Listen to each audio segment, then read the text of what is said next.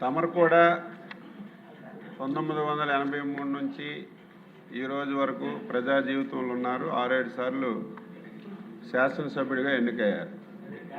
నేను కూడా ప్రజల ఆశీర్వాదం, చంద్రబాబు నాయుడు దయ వల్ల ఇది 6వసారి ఎన్నికయ్యాను. చాలా ప్రభుత్వాలను చూసాం. ఎందుకే మాట చెప్తున్నానంటే, ఏ శాఖ చూసినా సరే సమస్యలు ప్రతి ఒక్కరూ చెప్తున్నారంటే దానికి ప్రధానమైనటువంటి కారణం కూడా ప్రజలకు చెప్పవలసినటువంటి అవసరం ఉంది అధ్యక్ష. ఏ ప్రభుత్వం అయినా సరే కంటిన్యూగా పనిచేయాలి. ఏ ముఖ్యమంత్రి ఉన్నా సరే ప్రజా జీవితంలో ఉన్నటువంటి సమస్యల పరిష్కారానికి ప్రయత్నం చేయాలి. దురదృష్టం ఏమిటంటే 2019లో వైసీపీ ప్రభుత్వం వచ్చిన తర్వాత, ఆయన పేరు కూడా నేను ఎప్పుడు చెప్పను, ఆయన ముఖ్యమంత్రి అయిన తర్వాత ఏవైతే ప్రధానమైనటువంటి శాఖలు ఉన్నాయో అన్ని శాఖలకి తాళాలు వేసేశారు అధ్యక్ష. మీకు తెలుసు, చాలాసార్లు మంత్రిగా చేశారు, ఎమ్మెల్యేగా చేశారు. ప్రతి వ్యవస్థలో మెయింటెనెన్స్ అనే కార్యక్రమం ఉంటుంది, మెయింటెనెన్స్ చేయవలసినటువంటి అవసరం ఉంటుంది. ఈరోజు మనుషులమైనా ఆరోగ్యంగా ఉన్నా ప్రతి 6 మాసాలకు ఒకసారి హాస్పిటల్కి వెళ్తాం, టెస్టులు చేసుకుంటాం. ఆరోగ్యం బాగలేకపోతే మందులు ఆడి మన ఆరోగ్యాన్ని పరిశుభ్రం చేసుకుంటాం. అదేవిధంగా ఈ వ్యవస్థలో రోడ్లు కానీ, భవనాలు కానీ, ప్రాజెక్టులు కానీ ఏదైనా సరే మెయింటెనెన్స్ చేయవలసినటువంటి గురుతర బాధ్యత ప్రభుత్వాలపై ఉంటుంది. దుర్మార్గం ఏమిటంటే 5 సంవత్సరాల్లో ఇరిగేషన్ శాఖ కానీ, వ్యవసాయ శాఖ కానీ, పాడి పరిశ్రమ శాఖ కానీ, R&B కానీ ఏ శాఖను తీసుకోండి అధ్యక్ష, ఒక్క పైసా అంటే ఒక పైసా ఖర్చు పెట్టకపోవడం వల్ల మొత్తం ఈ వ్యవస్థలన్నీ నాశనమై ఈరోజు ఈ ప్రభుత్వం మీద అధికమైనటువంటి భారం పడడం వల్ల ఈ సమస్యలన్నీ వచ్చాయనేది ప్రతి ఒక్కరు కూడా తెలుసుకోవాలి. మేము వచ్చిన తర్వాత ఆర్థికంగా చాలా సమస్యలు ఉన్నాయి అధ్యక్ష. చెప్పుకోవడానికి ఎవరికి వీలు కానిటువంటి సమస్యలు ఉన్నాయి. ఉన్నా సరే ఇది ప్రజాప్రభుత్వం కాబట్టి ప్రయారిటీస్ని గుర్తించి ఒక్కొక్క సమస్యని పరిష్కరించి ముందుకు తీసుకెళ్తున్నామనే విషయాన్ని ప్రజలందరూ గమనించాలి అధ్యక్ష. మొదటి ప్రశ్న పరికరాలు అధ్యక్ష. మా వెటర్నరీలో 4 రకాల హాస్పిటల్స్ ఉన్నాయి అధ్యక్ష. 1 గ్రామీణ పశు వైద్యశాలలు ఉంటాయి, 2 వెటర్నరీ డిస్పెన్సరీలు ఉంటాయి, 3 ప్రాంతీయ పశు వైద్యశాలలు ఉంటాయి, 4 వెటర్నరీ పాలిక్లినిక్లు ఉంటాయి అధ్యక్ష. గ్రామీణ పశు వైద్యశాలలో ఏఐ గన్లు అంటే కృత్రిమ గర్భధారణ పరికరాలు ఉంటాయి. ప్రాథమిక చికిత్స వాడే అన్ని ఏవైతే సిజర్లు కానీ, బ్లేడ్లు కానీ ఇవన్నీ ఉంటాయి అధ్యక్ష. ఉన్నాయి, సఫిషియెంట్గా లేవు, అవి కూడా సరి చేస్తాం అధ్యక్ష. వెటర్నరీ డిస్పెన్సరీలో పైన ఉన్నటువంటి పరికరాలతో పాటుగా మనకి పోస్ట్ మార్టం కిట్ ఒకటి ఉంటుంది, వెటర్నరీ డాక్టర్లు ఉంటారు అధ్యక్ష. అదేవిధంగా ప్రాంతీయ పశు వైద్యశాలలో పైన ఉన్నటువంటి పరికరాలతో పాటుగా ల్యాబొరేటరీ పరికరాలు ఉంటాయి, పెద్ద శస్త్రచికిత్సలో వాడిన పరికరాలన్నీ ఉంటాయి అధ్యక్ష. వెటర్నరీ పాలిక్లినిక్లో పై ఉన్నటువంటి అన్నిటితో పాటుగా డీడీ డాక్టర్ కూడా ఉండి మేము సాధ్యమైనంత వరకు పరికరాలన్నీ ఇస్తున్నాం అధ్యక్ష. ఇంకొక విషయం గుర్తుపెట్టుకోవాలి, శాసనసభ్యులు కూడా రైతులకు ఎడ్యుకేట్ చేయాలి. 5 సంవత్సరాల్లో 2014-19 అధ్యక్ష ప్రతి సంవత్సరం కూడా ఏవైతే పశు వైద్య శిబిరాలు పెట్టేవాళ్ళం మీకు కూడా తెలుసు, జన్మభూమిలో కానీ ప్రత్యేక కార్యక్రమాల కింద పెట్టి ప్రతి ఒక్కరిని అక్కడికి పిలిచి మందులన్నీ సరఫరా చేసాం అధ్యక్ష. 5 సంవత్సరాల్లో ఒక్క పశు వైద్య శిబిరం కూడా పెట్టిన దాఖలాలు లేవు. నేను మంత్రి అయ్యేసరికి అందరూ గగ్గోలు, ఏ హాస్పిటల్లో మందులు లేవు, పరికరాలు లేవు, సిబ్బంది లేరు, చాలా అస్తవ్యస్తంగా ఉండేది.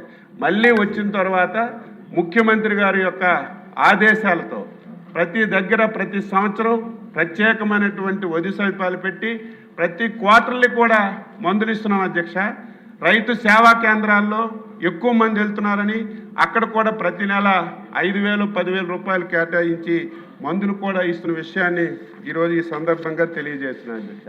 అదేవిధంగా ప్రధానమైన సమస్య ఇదేదో ఇప్పుడు 2-3 అడిగారని కాదు అధ్యక్ష, అందరు శాసనసభల్లో ఈ సమస్య ఉంది అధ్యక్ష.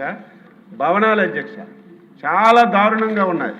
ఈ రాష్ట్రంలో 3,176 భవనాలు ఉన్నాయి అధ్యక్ష.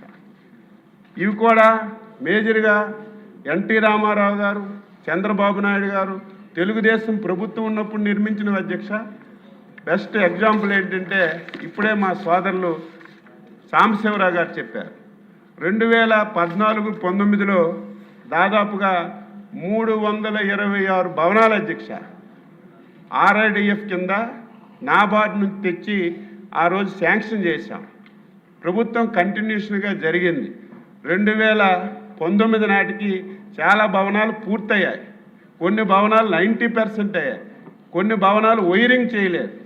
తర్వాత వచ్చిన ప్రభుత్వం దాన్ని పూర్తి చేస్తే 5 సంవత్సరాలు రైతులకి ఎంత ఉపయోగపడేవో మనందరం తెలుసుకోవాలి. 5 సంవత్సరాలు కొత్త భవనాలు నిర్మించకపోగా ఏవైతే పాడైపోయాయో దానికి కనీసమైనటువంటి మరమ్మతులు చేయకపోవడం వల్ల ఇవన్నీ ఇన్కంప్లీటెడ్గా ఉంచేయడం వల్ల ఈరోజు భవనాలు చాలా సమస్యలు వచ్చాయి అధ్యక్ష. అందుకే గత సంవత్సరం ఫైనాన్స్ మినిస్టర్ గారికి అడిగితే ఈ సంవత్సరం నేను అలాట్ చేయలేనన్నారు. మొన్న పట్టుబట్టి నేను ఎట్టి పరిస్థితిలో భవనాలు మరమ్మతులకి డబ్బులు ఇవ్వాలంటే 25 కోట్ల రూపాయలు బడ్జెట్లో పెట్టారు. ఎక్కడైతే 5% 10% మనం పెట్టుబడి పెడితే భవనాలు ఉపయోగంలోకి వస్తాయో అవన్నీ ఐడెంటిఫై చేసి ఈ సంవత్సరం భవనాలు మరమ్మతు చేయడానికి నేను అన్ని విధాల ప్రయత్నం చేస్తానని ఈ సందర్భంగా తెలియజేస్తున్నాను అధ్యక్ష. దీంతో పాటుగా కొత్త భవనాల అధ్యక్ష, గత శాసనసభలో చాలామంది శాసనసభ్యులు నా దగ్గరికి వచ్చి ఉత్తరాలు ఇచ్చారు, నా ఫేషీకి వచ్చి ఇచ్చారు, చాలామంది మెయిల్స్ పెట్టారు. అన్ని పరిశీలనలోకి తీసుకున్నాను. ఇవన్నీ 426 వచ్చాయి. ఇవన్నీ కూడా RIDFలో పెట్టడానికి ఫైనాన్స్ వాళ్ళు అనుమతి ఇచ్చారు. 1-2 సంవత్సరాల్లో ప్రాధాన్యత తీసుకొని నా హయాంలో చంద్రబాబు గారి నాయకత్వంలో NDA ప్రభుత్వ ఆధ్వర్యంలో మళ్ళీ ఈ శాఖని పూర్తి స్థాయిలో అందరికీ ఉపయోగపడే విధంగా ఎన్ని దారుణాలు చేశారంటే మనం ఊహించని దారుణాలు అధ్యక్ష. మొన్నే ముఖ్యమంత్రి గారు కలెక్టర్స్ మీటింగ్లో నాకు క్వశ్చన్ చేశారు. అచ్చెన్నాయుడు గారు మనం వచ్చిన తర్వాత కొద్దిగా పశువుల సంఖ్య ఎందుకు తగ్గిందంటే నేను కూడా ఆశ్చర్యపోయాను. దీనికి కారణం ఏమిటంటే గత ప్రభుత్వం ఎవరైతే మహిళలకి డబ్బులు వేశారో ఆ డబ్బుల పేరుతో పశువులు కొన్నట్టుగా మొత్తం రికార్డులో రాశారు, కానీ ఒక్క పశువు కూడా కొనలేదు అధ్యక్ష. మొన్నే కేంద్ర ప్రభుత్వం జనాభా లెక్కలాగా పశువుల లెక్కలకి ఒక కార్యక్రమం తీసుకుంటే మొత్తం ఈ రాష్ట్రంలో ఎన్ని పశువులు ఉన్నాయి, ఎన్ని మేకలు ఉన్నాయి, ఎన్ని గొర్రెలు ఉన్నాయి, అన్ని లెక్కలు సరిగ్గా ఈ సమస్య వచ్చింది.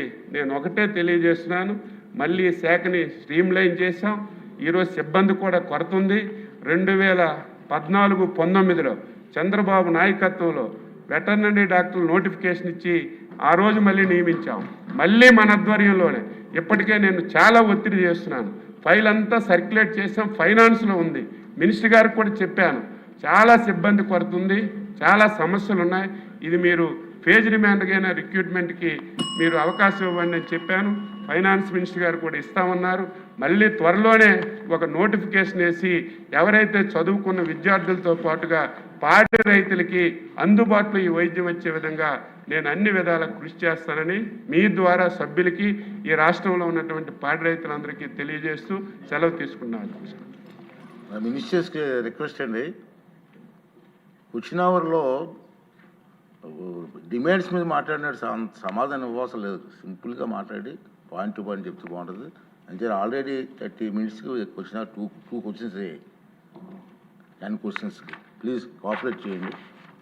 నెక్స్ట్ అండి 144